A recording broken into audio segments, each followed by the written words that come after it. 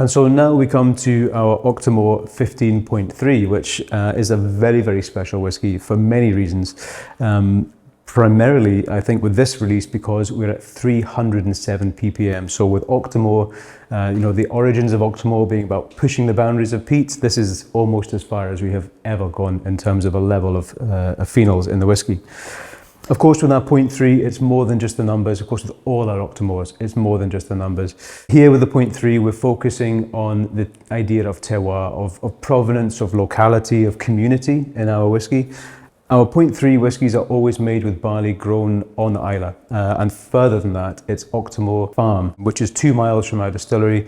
James Brown, who's the farmer there, who grows that barley, who raises that crop each year for us. We keep it completely separate and malt it as Octomore of Octomore. So its provenance, its vintage, its uniqueness every year is without question. It's incredible pedigree. So of course here we have our high strength at 61.3 ABV, as I say, 307 ppm, 5 years aged. We've aged this in a combination of first fill bourbon and some first fill Oloroso casks from Fernando de Castilla, and that comes through. You can see the influence of these casks in this beautiful kind of rich color we have. And again, if we raise up the glass and we have a little look at that, you can see that nice and clearly, beautiful depth of color. So let's have a little nose, a little taste, and see what we discover here. As we put our nose into the glass, I'm getting this lovely, salty, saline kind of note coming through. Of course, all the casks we mature are matured on Islay. We are right by the sea. The shore of Loch-and-Dore is a stone's throw from the distillery. The casks that we mature, again, all maturing on Islay, soaking in that lovely, salty marine air. The barley grown in that soil on Islay, again, so close to the sea, that saltiness is coming through. And it's fruit, it's lovely ripe fruit, and you get this lovely succulence, this apricot, this peach note coming through, this kind of typical kind of style we get in our spirit. It is not held back or overpowered by that high level of peat smoke.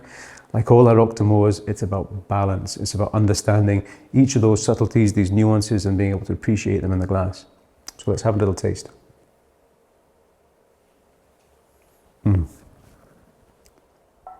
Wow.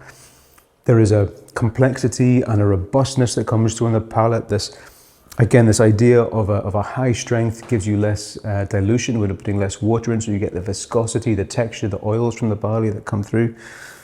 So there is a complexity, there is a texture that is absolutely second to none with this whiskey. I'm getting lots of that fruit again. I'm getting this lovely kind of malty character of the grain coming through. There's ginger, there's all of these kind of notes from the wood, that kind of nutty orange citrus spices coming through.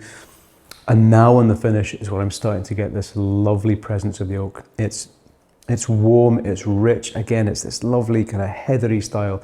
It's warm, it's dry, it's not aggressive or medicinal. This is an amazing whiskey. It shouldn't be this good because it's so strong, it's so young, and it's so peaty. But all those elements come together through quality of distillation, through careful maturation in the best casks, by watching over this whiskey for its entire life on Islay and putting it into a bottle when it's at its absolute peak. And that's what I think we have for this whiskey, an absolute knockout.